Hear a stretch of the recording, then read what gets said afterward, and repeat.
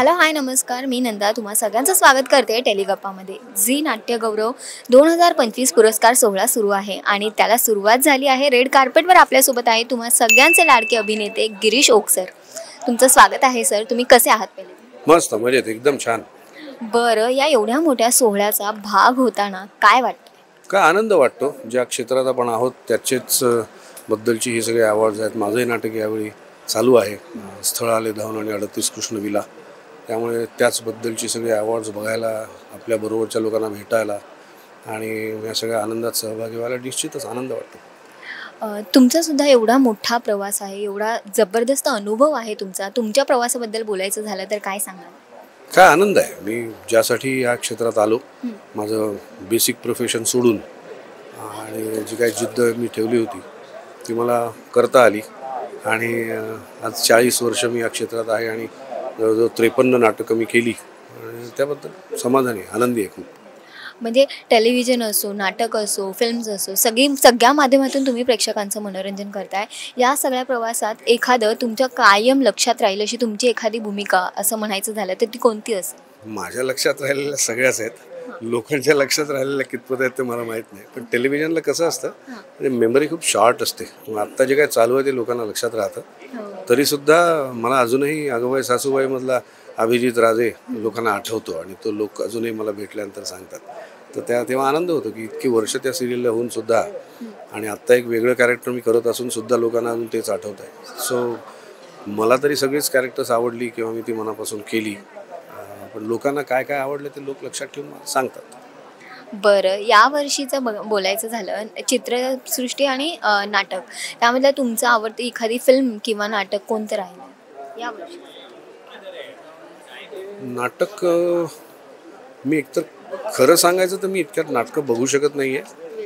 माझंच नाटक 2 नाटकं चालू आहेत आणि त्यामुळे त्या सगळ्या तारखा क्लॅश होतात. पण मी जे काय ऐकतो त्यावरनं मला कळतं आहे की असे न मी नसेन मी नावाचं नाटक आहे ते खूप चांगलं आहे असं मी ऐकलं आहे. किंवा वरवरचे वधूवर नावाचं एक नाटक आहे ते पण खूप चांगलं आहे असं मी ऐकलं आहे. अशी 2-3 नाटकं आहेत अजून जी खूप चांगली आहेत. किंवा नकळत सारे घडले खूप छान आहे, जेव्हा आधीचं पाहिलं होतं, आता नवीन मला बघायला मिळालं अजून ते पण ऐकलं आहे. त्या नाटकाबद्दल हळूहळू बघीन. पण नाटकं सगळी चांगली असतील, जर का ती चालत असतील तर ती डेफिनेटली चांगली असणार. सर, पुरस्कार सोहळ्यात आपण आहोत. तुमचा पहिला पुरस्कार, ती कौतुकाची थाप, ती आठवण, तो किस्सा काही शेअर कराल? पहिला पुरस्कार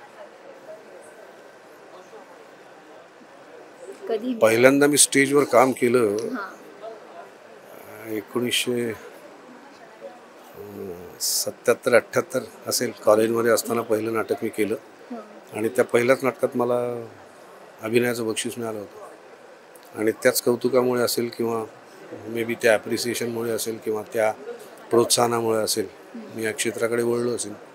तो काही विसरणं शक्य नाही. त्यानंतर अनेक पुरस्कार मिळाले, मोठमोठे पुरस्कार मिळाले. पण तो शेवटी पहिला पुरस्कार जो असतो तो डेफिनेटली चांगला असतो, तो आठवतो. सध्याच्या तुमच्या कामाबद्दल बोलायचं झालं तर लाखात एक आमचा दादा या मालिकेत तुम्ही दिसताय आणि त्यातून ती नेगेटिव्ह भूमिका पुन्हा एकदा घेऊन आलाय. तर या सगळ्याचा अनुभव कसा आहे? आतापर्यंत प्रेक्षकांच्या काय प्रतिक्रिया आल्यात, काही कळेल का? मी चॅनलला धन्यवाद देऊ इच्छितो की माझं अगोबाई सासूबाई नावाची सिरियल होती त्यात मी कम्प्लिटली पॉझिटिव्ह कॅरेक्टरमध्ये होतो आणि त्याच्यानंतर त्यांनी मला हा चान्स दिला तर कम्प्लिटली निगेटिव्ह रोल त्यांनी मला ऑफर केला. तर हे खरं तर त्यांचं काय म्हणूया आपण धाडस म्हणूया किंवा